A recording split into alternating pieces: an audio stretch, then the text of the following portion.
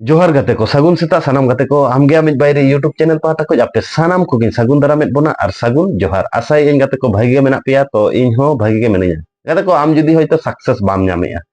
बांखा जहान जिनिस रे failure to failure to failure failure हम चलाक कना ताले आलम चिंताया मिटन क्वालिटी आमा जीवन रे नितो खoj गे अप्लाई दोहाय मे ओना दो हुयुक कना गाते को पेशेंस बांखा धैर्य बांखा माने अपेक्षा तालाते और आम जहां बोंगा बुरु पतिया उनी चेतान रे पतियो और धैर्य नोआ पतियो और धैर्य जुदी आमेम दोहो दाड़ेया ताले मिद दिन हिलो दो किंतु आमा जितकर 100% हुयुआ किंतु आबो कट्टी जुदी जहाना रे बोन डिमोटिवेटो बांखाय जहाना फेलियर ना बोन आबो मने के स्थिर और धैर्य बाबन दोहो दाड़ा एटा रोड बोन साबा से डाइवर्ट आबन किंतु ओंका तो बांग हुयुआ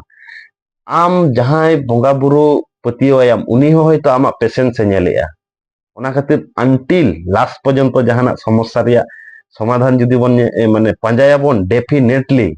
ओना राहा माने डहार दो बोन आबो बोन पांजा ᱧᱟᱢᱟ सारी से बागा नोआ कथा कमेंट करते लई तबन पे तो नोंकाना मोटिवेशन कथा जुदी जहां को सेता रे अंजम सेना बोना दिन सेता नोआ यूट्यूब चैनल दो इनी लई का आमा इन्या सानाम होड़ा यूट्यूब चैनल कना नोआ रिया मिटंगे उद्देश्य जहां पठुआ गिद्रा को आकोआ माने जहां कमी होराते सक्सेस बाको ᱧᱟᱢᱮᱜᱼᱟ मने दाड़ेते को लिचड़ोग कना उनको को लगित गे तो जुदी भागी पे बुझावा ताले आपे पे कमेंट दाड़ा जहां गे बुगी बाड़ी और शेयर होपे दाड़िया जहां को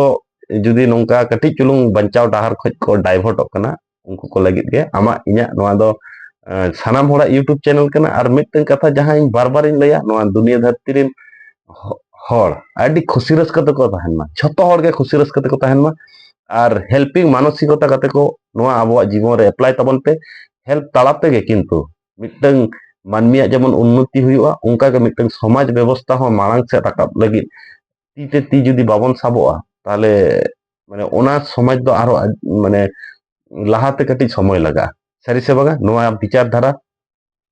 तालाते गे नोआ आमगे आमिज बायरे यूट्यूब चैनल कटी कटी ते आडी मोटा मोटी मांग से लहा इदी कना आपे